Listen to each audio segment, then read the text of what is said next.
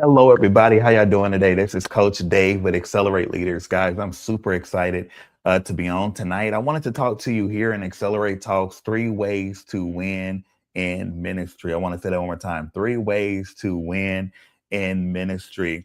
I know Easter is coming up, and a lot of pastors and churches are trying to come together now to start preparing for what does it look like, for a win on Easter. People come to church, family members come to church, but oftentimes are we prepared for what is going to happen on Easter Day? And so I get to work with pastors across the nation and help them create clarity, help them create chemistry, and help them create capacity for their teams.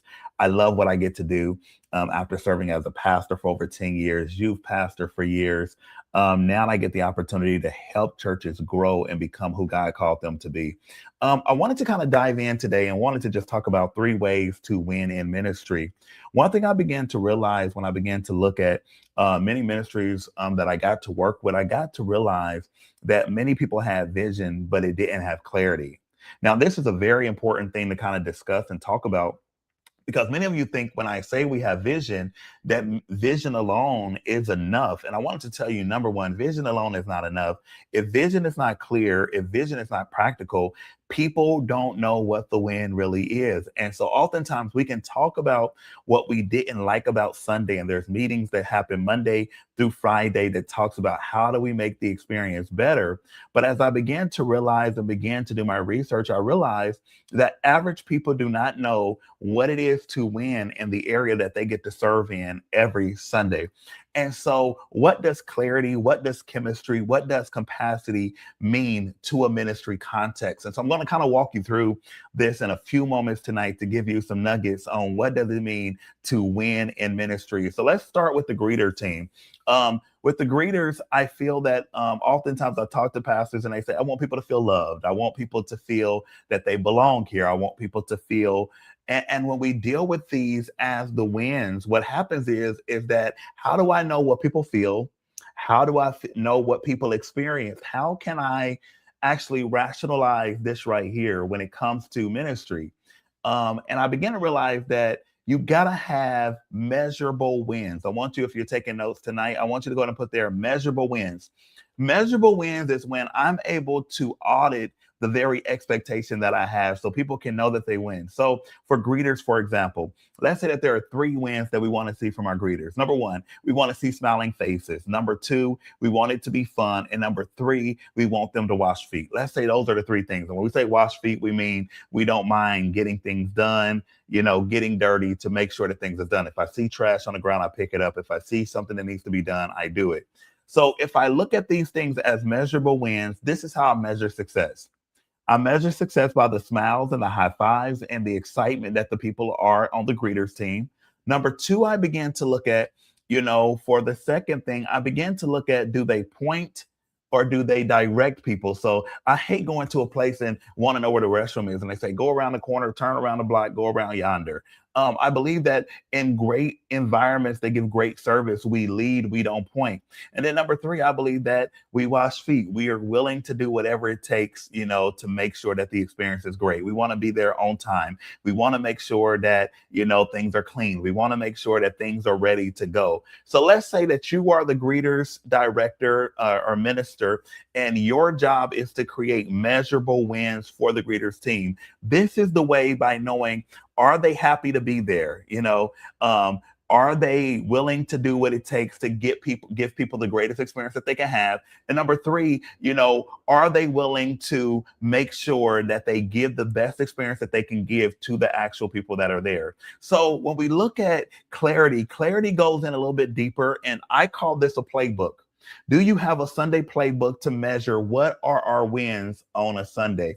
If you don't have this, this is a game changer for people. They got a Sunday checklist to make sure for every ministry that's in the church, they know what the expectation is. I began to realize one thing, that many people don't have a hard time serving. Many people don't want to not serve at church. The issue that we find with individuals is that they don't have clarity on what is expected from them. And if people don't know what it is that's expected from them, they will burn out and they will eventually walk away from the actual ministry. So I want to talk to you a little bit about winning with clarity. How do I win with clarity? Number one, I talk to you, you want to do your Sunday cheat sheet where you're able to work with that. I want to let you know that vision leaks when it's not repeated. I want to say that one more time for those of you that are hearing, from a distance right now, that vision leaks when it's not in repeat. I believe that we should get the same experience every time we come to church. I need the same hugs. I need the same smiles. I need the same. When I go to a restaurant, and when that restaurant don't give me the steak at Ruth Chris the same way that I got it every time, I have a problem because I had an expectation and it wasn't delivered. If we go to Texas Roadhouse, and Texas Roadhouse got that good bread. And if you go there and they say we ran out of butter, the honey butter that goes on top or the cinnamon butter, your experience is going to be off because you had an expectation that was not delivered. So we need to make sure that vision is repeated every Sunday. That clarity is something that we get into people's mind. And so with this, we do this with huddles. A huddle is when we get everybody together before ministry start, 30 minutes typically, and we get them riled up. We talk to them about the stories of the people lives that were changed the week before. We go over any announcements that we got to go over, and we begin to give them the very things that they need in order to win on that actual Sunday. And then I want to let you know that most churches aren't stuck spiritually. They are stuck structurally. I want to say that one more time. Most churches are not stuck spiritually. They are stuck structurally. And what this means here is that many times we don't have the structure to be able to grow to where God wants us to be. Many of us want more people, but we don't want more processes. But when I learned about growth and when I started going to larger churches and getting to serve with some of the larger churches in our country, I began to realize is that when you don't have processes for the people that are coming, what happens is people get lost in translation and your back door is wide open. So a lot of churches I work with and come to contact with, they back doors open simply because they don't have the processes for people, and people will leak when we don't understand what is the structure. What is the structure we have here? Because it's not about the spiritual portion of it. It's about, do we have the infrastructure to maintain, to grow, and to disciple people to becoming who God called them to be? Number three, I want to talk to you about, if your team can't explain the vision in one sentence, you do not have clarity. I want to say that one more time, and some of you might get mad at me. If you cannot explain the vision in one sentence, you don't have clarity. One thing that I do when I go to a church and I'm working with this church the first time, I ask people, what is the vision, what is the mission, and what are the values? Now, the reason I ask this is because if people don't know the vision, if people don't know the mission, if they don't know the values, they're not upholding it. Can I say that again? If they don't know the vision, if they don't know the values, if they don't know the mission, the vision, and the values, they can't uphold it. And so when we deal with this, we got to make sure that our vision is simplified to a level that it brings clarity to the very people that we're working with every week. And so clarity reduces drama. Come on, somebody. Many times when there's not clarity, there is tension. Number two, I want to let you know, clarity increases speed. When we know what we're doing, we're able to do it more confidently. And then number three, clarity protects the unity. When there is a right way to do it, what happens is that it can get done consistently over and over again. So can your team answer this? Why do we exist? This is important because if we don't exist to reach lost souls, if we don't exist to be able to help people find Christ, what do we exist for? So I believe every mission start, we exist to. Very simple, very practical. What are you trying to build this year? I want you to begin to do this as a ministry leader, as a pastor. This is a question you should be asked in every Sunday, every week. What are we trying to build this year? So normally what I like to do is I try to take a yearly plan. We're going to grow by 100 people this year. So if we're going to grow by 100 people this year, I need to know the numbers of how many people need to hear and be invited to our church every Sunday in order for this to happen, right? So if we're going to grow 100 people, let me give you a basic number. This is something I do. I live in data. And so I got to break that 100 down, and that'll equal out to 8.33, 8.4, something like that. And so now I got to get this many people. This equals out that I need to at least get 2.25 people every Sunday to come to my church and actually make a decision to grow and be a part of our church and get through growth track. So first, I got to find out how many people have to come to church in order for us to get to 2.3. Now, many churches that I've got to work with, this number is about 3 to 4 times that number. So you have to get 6 visitors to 8 visitors every Sunday to come to your church in order for you to get the 2.5 that you would need to grow by 100. So once we get to that place that we understand that we got our 8 people or 9 people each month, we then got to figure out, how do we get them on the dream team? How do we get them connected to small group? How do we get them connected? And so as we begin to build this out for the year, we know where we got to hit, what targets we got to hit, what marketing we got to do, what campaigns we got to do, and we got to know how to win with these things. We got to know, what do we do that works year after year to make us be able to accomplish the very thing that God has called us to do. So why do we exist as a church or a ministry?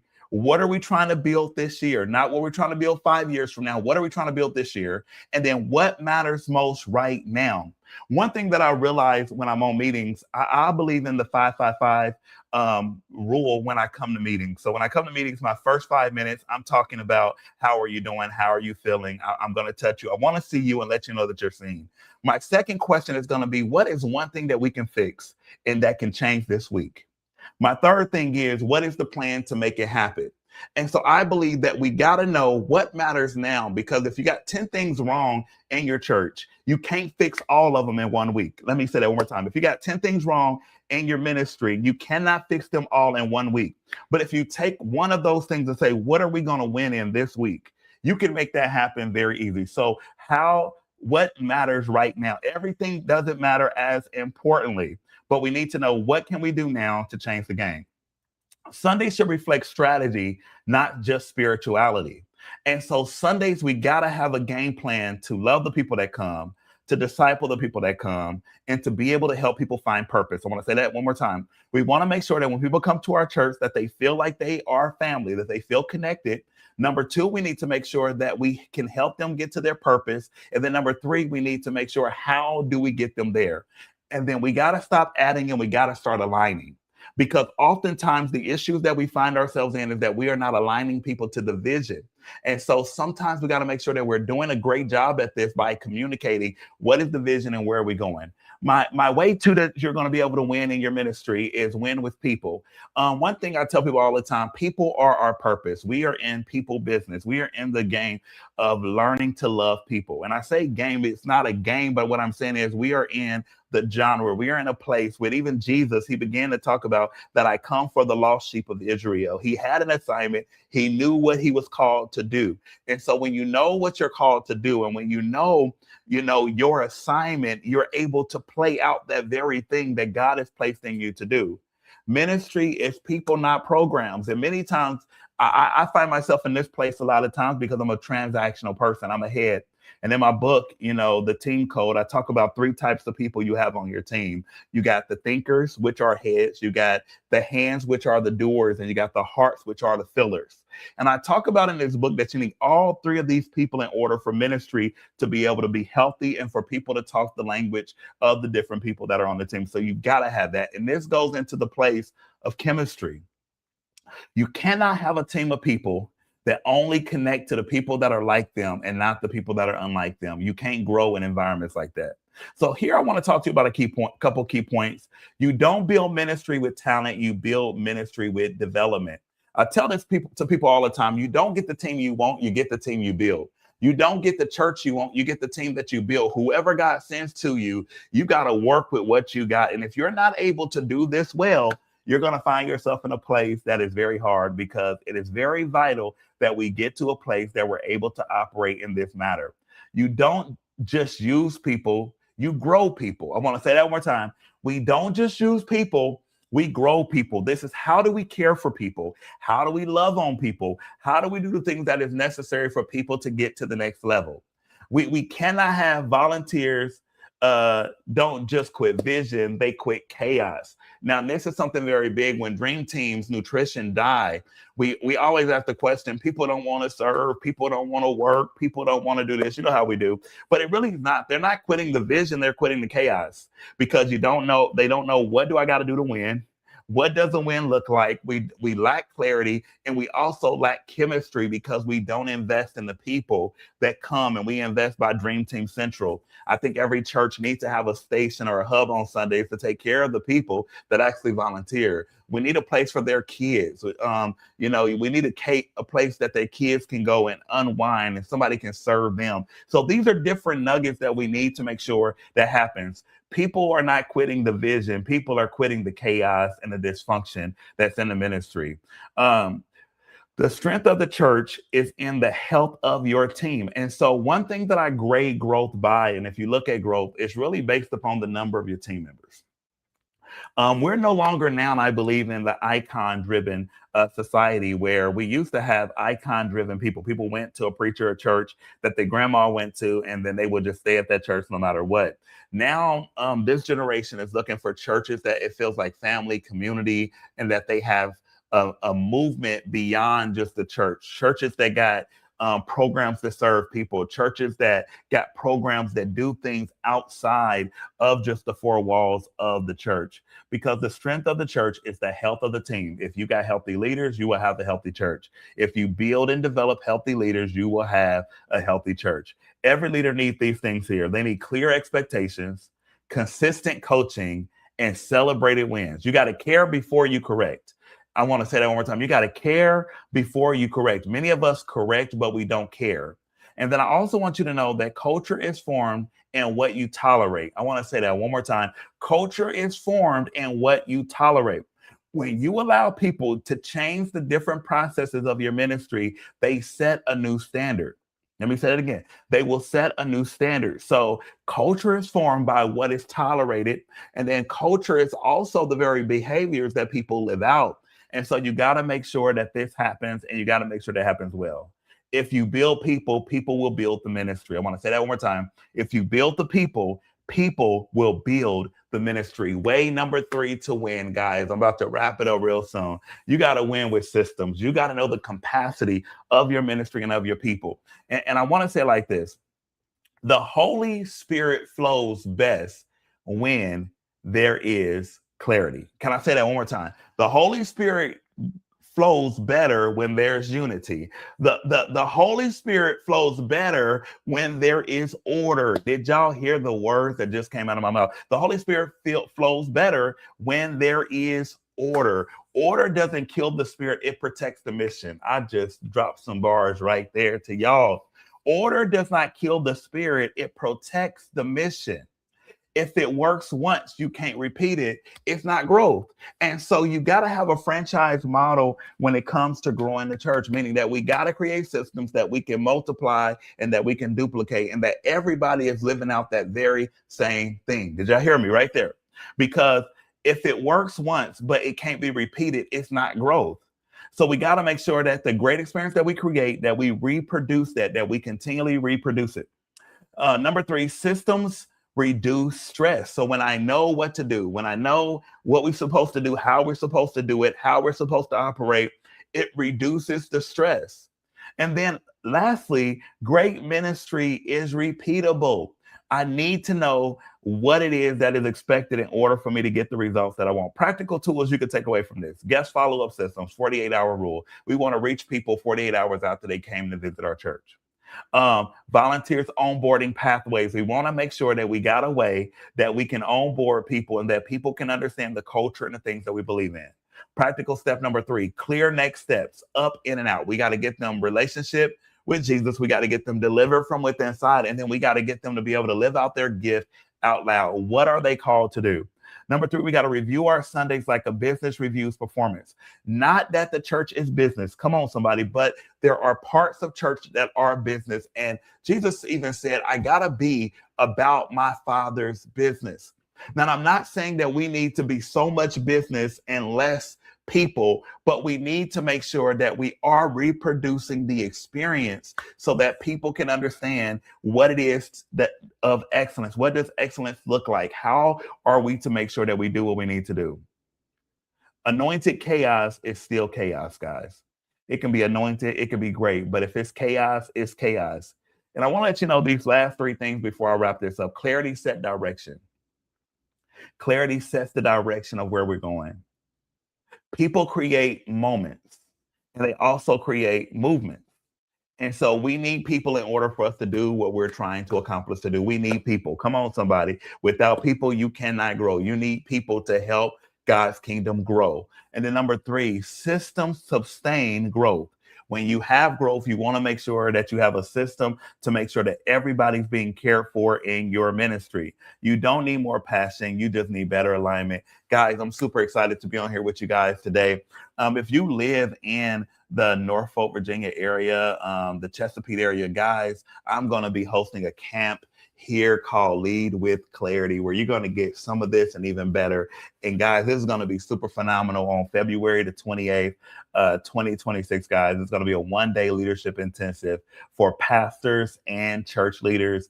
Mark Moore is going to be here with us as a special guest. We're also going to have my friend TJ Williams. We're going to have Pastor Alex of Renewal Church in the local 757 area. We're going to have Pastor Louis Gibbs in the building, guys, from Rock City Church.